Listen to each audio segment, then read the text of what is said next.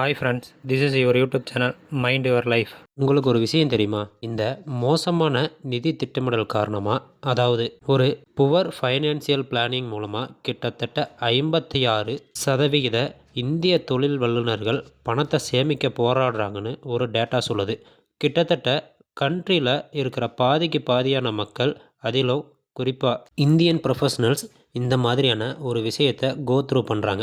இப்போ நமக்கு தெரியும் ஃபைனான்சியல் பிளானிங்ன்றது ஒரு முக்கியமான ரோல் ப்ளே பண்ணுதுன்னு இல்லையா? சப்போஸ் நீங்கள் ஒரு நியூ எம்ப்ளாயாவோ இல்லை ஒரு புது பட்டதாரியாவோ இப்போ தான் ஊரை விட்டு ஊர் வந்து நான் சம்பாதிக்க கற்றுக்கிறேன், என்னோடய பட்ஜெட்லேயும் எக்ஸ்பென்ஸ் மேனேஜ் பண்ணுறதுலையும் எனக்கு ஒரு grip வேணும்னு நினச்சிங்கன்னா இந்த எபிசோட் இன்னுமே உங்களுக்கு ஹெல்ப்ஃபுல்லாக இருக்கும். நீங்கள் எவ்வளோக்கு எவ்வளோ சீக்கிரமாக இந்த மாதிரி பட்ஜெட்டிங்கும் உங்கள் ஃபைனான்ஸ் பற்றி மேனேஜ் பண்ணுறதுக்கும் கற்றுக்குறீங்களோ, ஸ்டார்ட் பண்ணுறீங்களோ, அவ்வளோக்கு அவ்வளோ சீக்கிரமாகவும் சிறப்பாகவும் நம்ம லைஃப்பில் இருக்கக்கூடிய இந்த ஃபைனான்சியல் ஜேர்னி எதற்கும் எந்த ஒரு நிதி ரீதியான சவாலையும் நம்மளால் எதிர்கொள்ள முடியும்.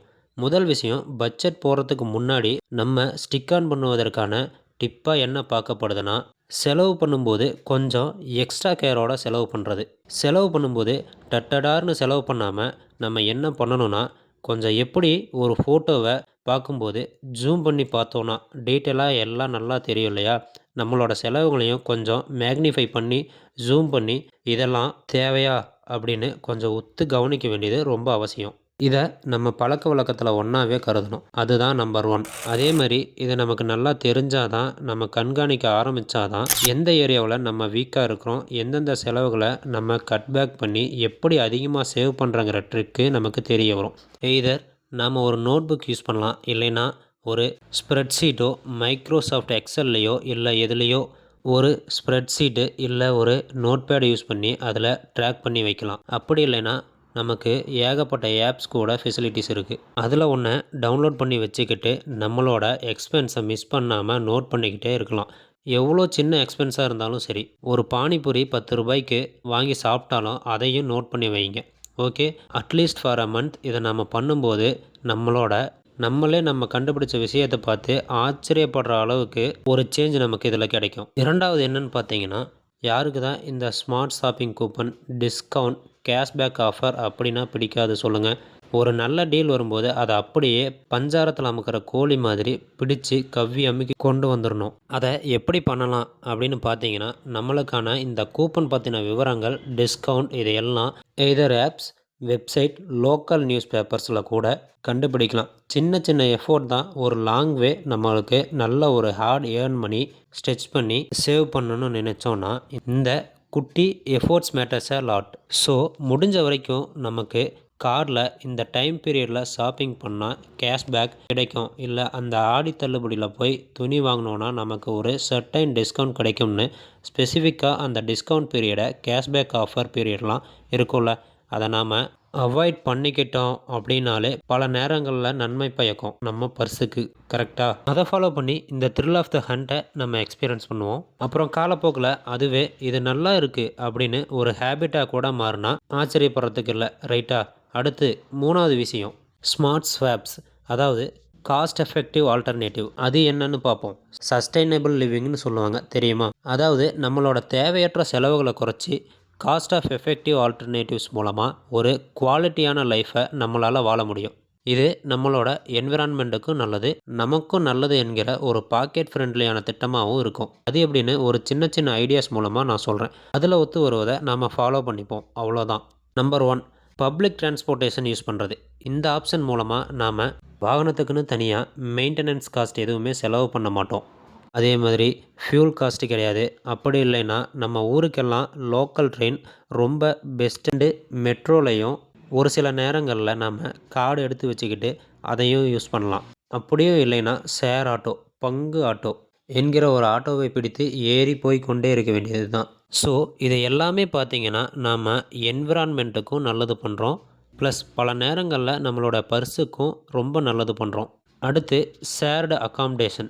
இப்போது நம்ம ஊர் விட்டு ஊர் வந்து இருக்கோம் இல்லையா? கொஞ்ச காலத்துக்கு இந்த ஊரில் நமக்குன்னு ஒரு வீடு எடுத்து இருக்கிறத விட ஒரு 15,000 இல்லாமல் வீடு கிடைச்சிருமா சொல்லுங்கள்?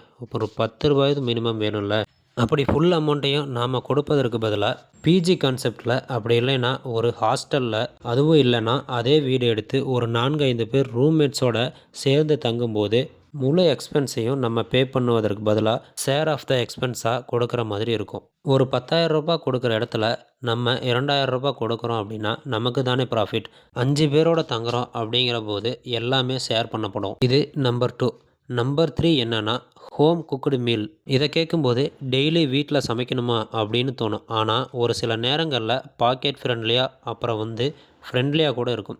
நம்ம வயிற்றுக்கும் எதுவும் உபாதைகள் ஏற்படுத்தாமல் இருக்கும். அப்பப்போ போகிறது ஓகே, எப்போவுமே போகிறதுன்றது தான் பிரச்சனை.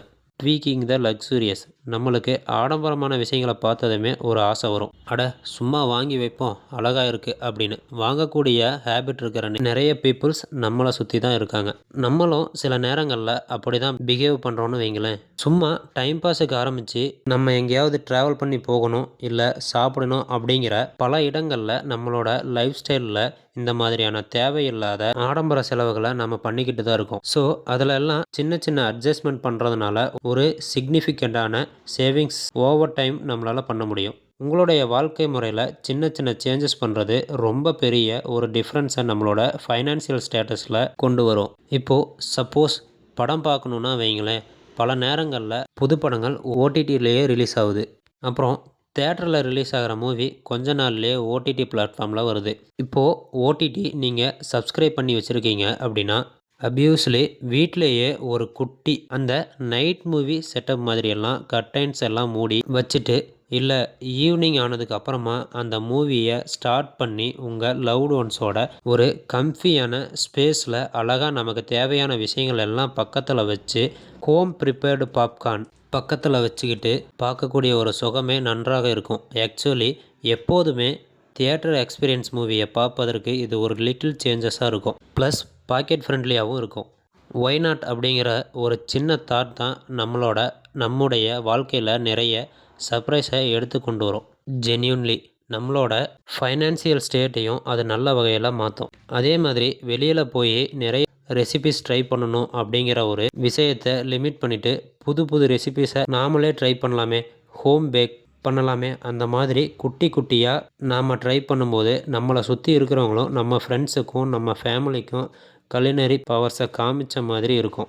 அட் த சேம் டைம் நம்மளும் ஒரு விஷயத்தை பண்ணுறோம் அப்படின்னு ஒரு சாட்டிஸ்ஃபைட் ஃபீலிங் இருக்கும். ஏன்னா என்ன தான் நம்ம வெளியில் வாங்கி ஒரு சில விஷயங்களை நம்ம ஃபேமிலிக்கும் ஃப்ரெண்ட்ஸுக்கும் கொடுக்கறத தாண்டி நம்ம கையாலே செஞ்சு கொடுக்குறப்ப அந்த ஃபீல்லையே சூப்பராக இருக்கும்ல.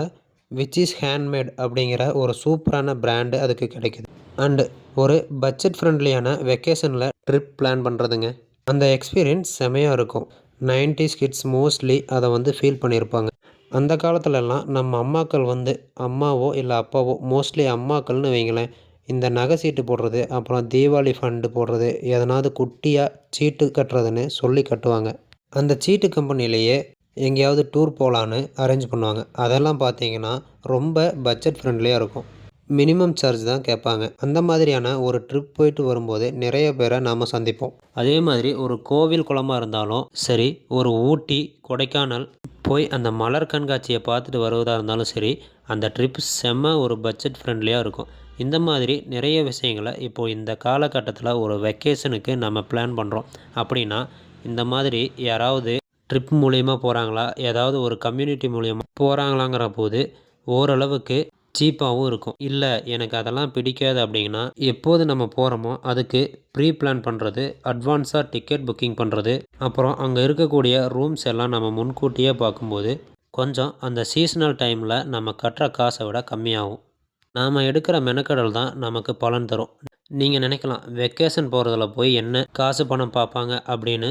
ஆனால் at the end of the day நம்ம கையில் நிற்க போகிறது என்ன, ட்ராவலுக்கு நான் எவ்வளோ செலவு பண்ணேன் அப்படிங்கிறது தான். இந்த ட்ராவலுக்கு தான் நான் ஜாஸ்தியாக செலவு பண்ணியிருக்கேன் பார்த்தியா அப்படின்னு பெருமை பேசுகிறோம். ஃபோட்டோ எடுத்து வச்சு சூப்பரான மெமரி அப்படின்னு செரிஷ் பண்ண போகிறோம். ஸோ அதை பண்ணும்போதே பிளான் பண்ணி கொஞ்சம் கட்டுக்கோப்பாக நம்ம செலவு பண்ணி போனோன்னா வைங்களேன், நம்மளோட ஃப்யூச்சரும் ஸ்மூத்தாக இருக்கும்.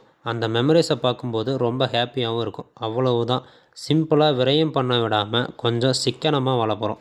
அதுக்கு செய்கிற விஷயத்த கொஞ்சம் அட்வான்ஸாகவும் ஸ்மார்ட்டாகவும் பண்ணுறோம். நமக்கு இருக்கக்கூடிய இந்த டெஸ்ட் இயரில் நிறைய விஷயங்களை நம்மளால் அவைலபிள் பண்ணிக்க முடியுது.